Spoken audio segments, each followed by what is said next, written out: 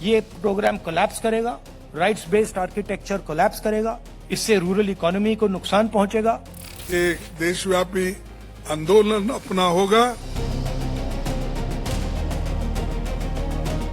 मनरेगा सिर्फ एक योजना नहीं थी, मनरेगा राइट्स बेस्ड कॉन्सेप्ट था। मनरेगा से देश में करोड़ों लोगों को एक मिनिमम वेज मिलती थी, जिसके नीचे जब मनरेगा चालू होता था तो उसी लेवल पर उनको मिनिमम वेज मिल जाती थी। और मनरेगा जो हमारा थर्ड टियर है, पंचायती राज का जो टियर है, उसमें directly political participation, finance, support का एक साधन था, मेथड था। तो ये डायरेक्ट राइट्स बेस्ड का जो कॉन्सेप्ट है, उस पर आक्रमण है। दूसरी बात, जो फेडरल स्ट्रक्चर है, स्टेट्स का जो स्ट्रक्चर है, उस पे भी ये आक्रमण है। ये जो पैसा लिया जा रहा है, ये स्टेट से छीनकर सेंटर ले रहा है। तो ये concentration of power, concentration of finance है। इससे देश को नुकसान होगा।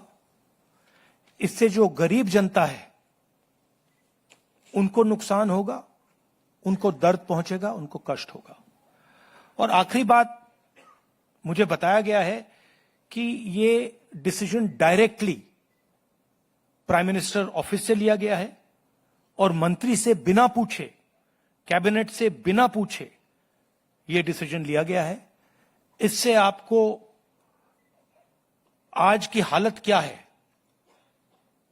उसके बारे में पता लगता है कि वन मैन शो चल रहा है और जो भी नरेंद्र मोदी जी करना चाहते हैं वो करते हैं, और पूरा का पूरा फायदा वही 2-3 अरबपतियों के लिए है।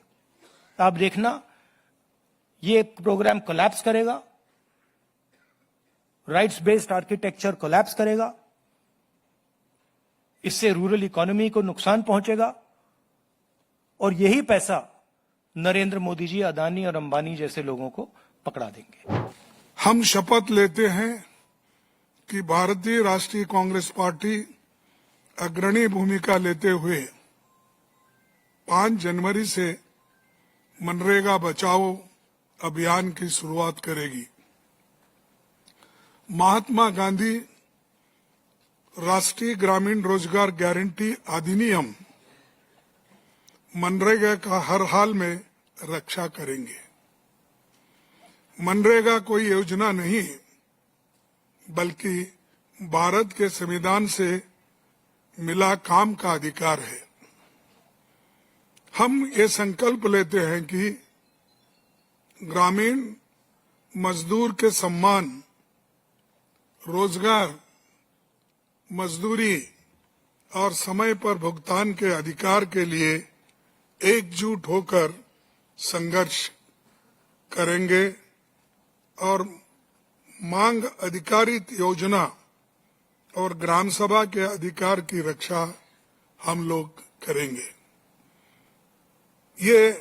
हम ये भी शपथ लेते हैं कि मनरेगा से गांधी जी का नाम मिटाने और मजदूर के अधिकार को खैरात में बदलने की हर साजिश का लोकतांत्रिक विरोध करेंगे। संविधान और लोकतंत्र पर भरोसा रखते हुए हम मनरेगा बचाने, मजदूर के अधिकार बचाने और गांव-गांव अपनी आवाज बुलंद करने का संकल्प हम लेते हैं। इसी के साथ हमने जय संविधान, जय हिंद का नारा लगाते हुए इसको हम सभी ने स्वीकार किया।